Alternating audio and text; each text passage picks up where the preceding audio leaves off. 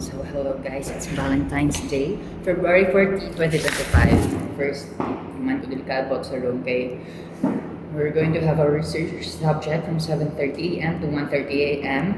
But in reschedule ni Sir so 10. But I am here in 9 a.m. Ay na ko din. So nagapit ko sa North Road and I bought this Hungarian sausage something sandwich. And then, I bought coffee, as always. To boost naman sa akong wake-up cycle. Wake-up cycle! So, ano na lang magkaon, nag-update ako para video ko sa Valentine's. Kaya wala, update. Sana ito mag-work ang grapes, hindi ka ako sa dalang sang Larissa.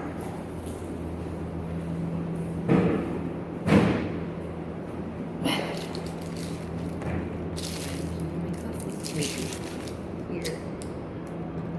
And then this one.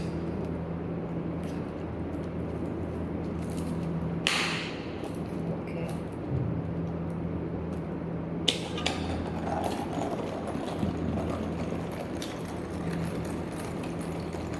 Much. Sorry that I'm fit today. Yes. I'm kinda satisfied with my fit.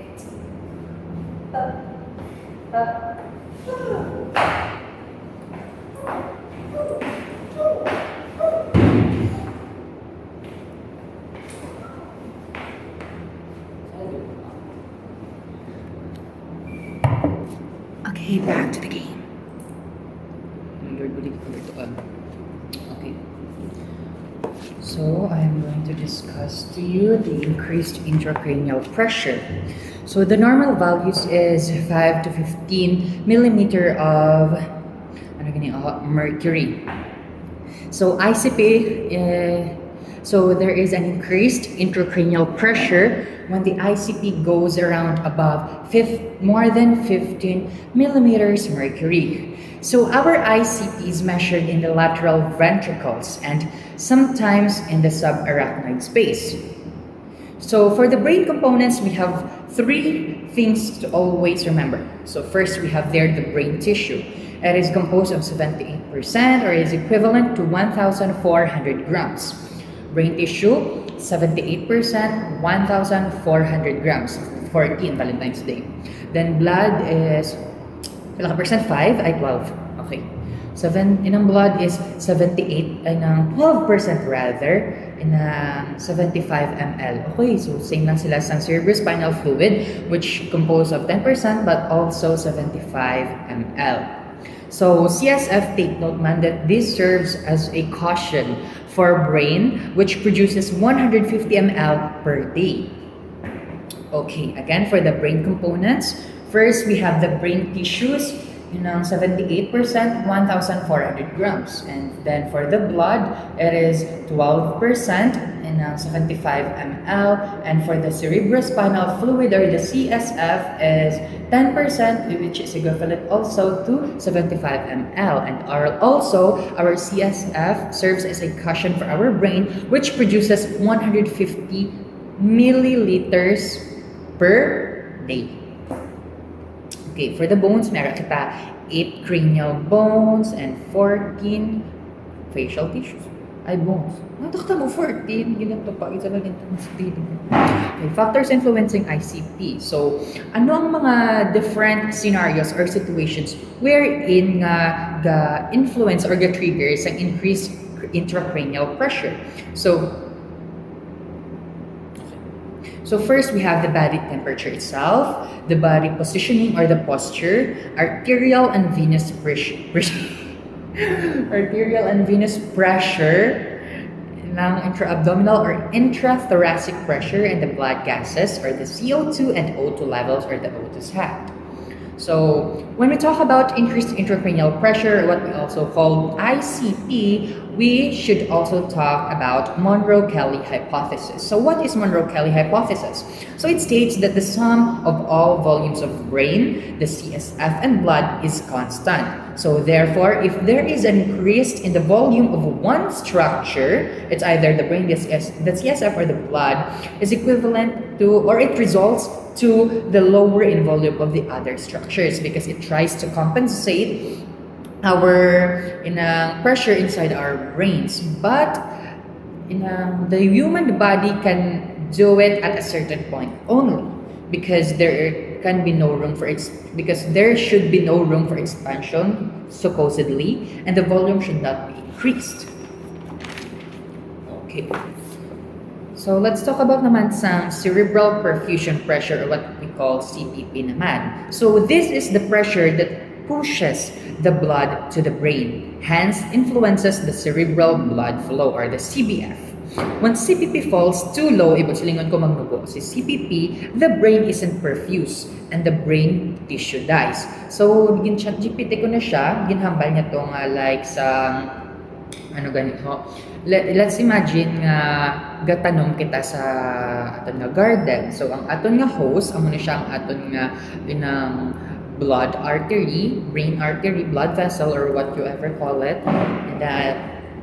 And then ang tubig nga gaagi da is amo na siyang aton nga then ang host amo na siya bigyan ang ICP, then ang water amo na siya ang CPP. Check ko na lang para sure.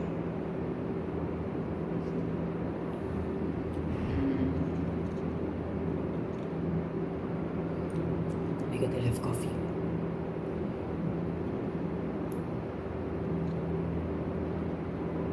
Wait nga. May daan ko to siya. Ito namin ito nga muno. Ano na? Sa panahon. Sorry.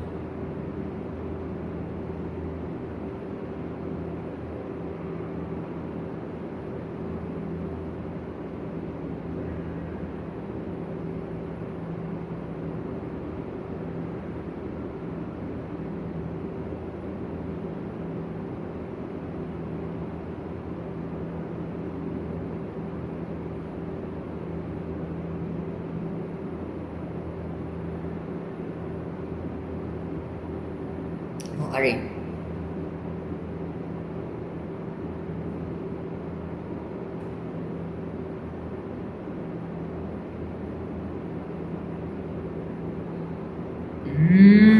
Okay.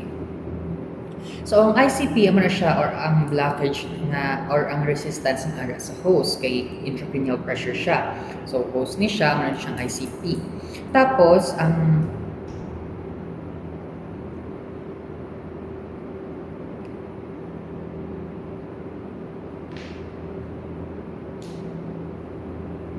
so ng MAP ang gitulod sa pressure, ang pressure ano siya, MAP o CPP ang amount. So kung hindi na siya kalabot, si CPP pakadto kay brain, amo na siya nga tama siya kanubo, the brain isn't perfused and brain tissue dies. So ang normal tanga CPP is in 70 to 100 mmHg. Okay.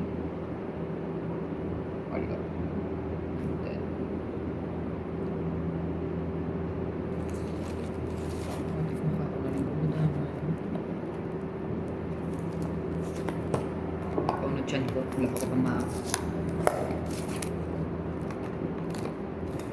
Hindi ko na kung na lang. Hindi ka sa video na lang po kasi sa bagay. So, hindi ko nagkatabi. Okay, namin niguro ko may source feeling. Ano ba?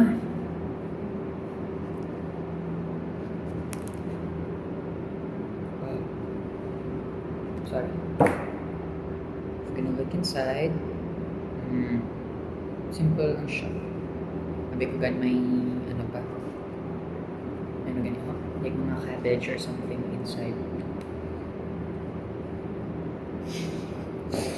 May gudok pa ako. Ano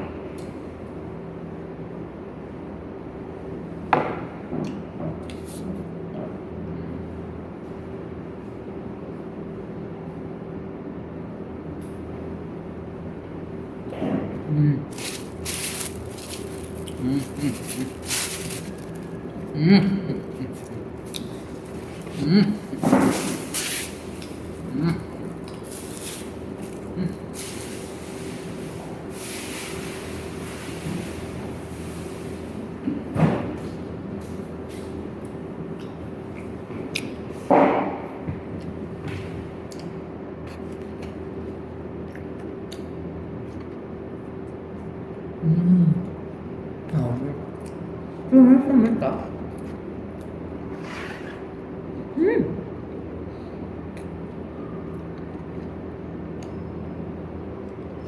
Mm. Mm. Iduduy ko tulog sa buwan kasi salaan ako di buang. Kasi magalang tao guys ako.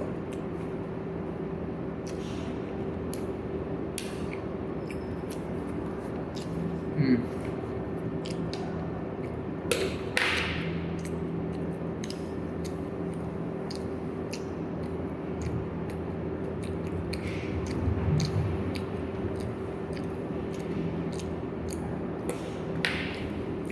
Kasi cerebral perfusion pressure ang siyang katulad kay blood para makalabot siya sa brain. So kung nabuo na siya, iba silingon sa brain, hindi siya ma-perfuse pag makalid sa brain tissue. Ang makalid sa brain tissue, makalid to the death sa brain tissue. So normal tanga CBP is 70 to 100 mm in mm per mercury. Mercury.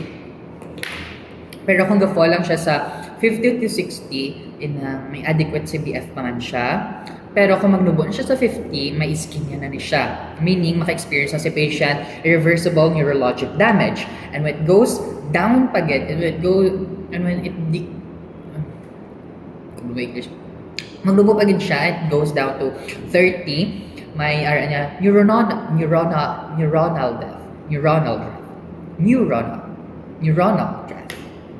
neuronal death. MAP mean arterial pressure, the average pressure in arteries during one cardiac cycle. So indicator ni siya of perfusion to vital organs. So the normal range is 50 to 150 mm mercury. So kung magnubo siya, there is dilation. And kung magnubo siya sa 50, there is dilation. Kung magnuta siya sa 150, there is constriction. But it both leads either dilation or constriction, it will lead to cerebral ischemia. Check.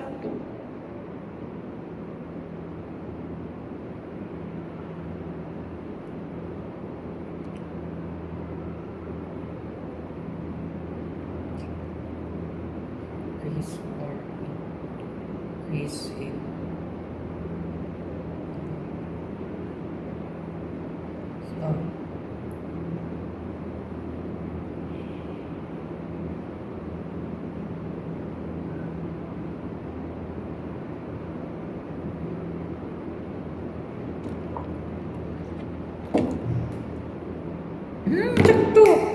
Yes, both a decrease and increase in MAP can potentially cause cerebral ischemia, but in different ways. Kung mag-decrease naman siya, if MAP drops too low, so ibig silang manubo siya sa 50, a low MAP results in low CPP. Ang low CPP is cerebral perfusion pressure.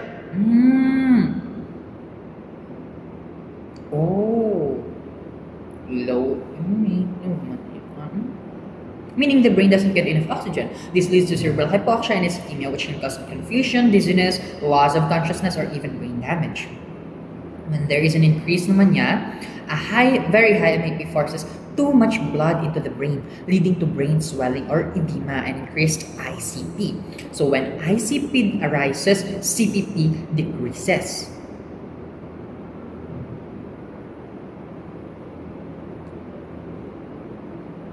Restricting blood flow to parts of the brain and leading to ischemia. This is why in conditions like hypertensive crisis, the brain can still suffer from ischemia due to increased ICP.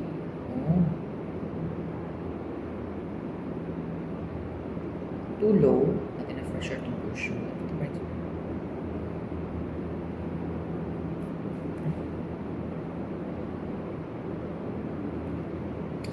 So, ang CPP nga 70 to 100.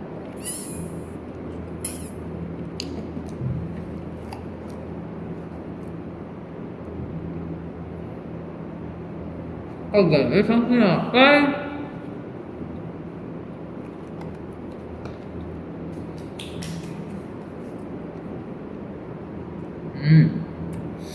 Bye-bye. Natuon ako.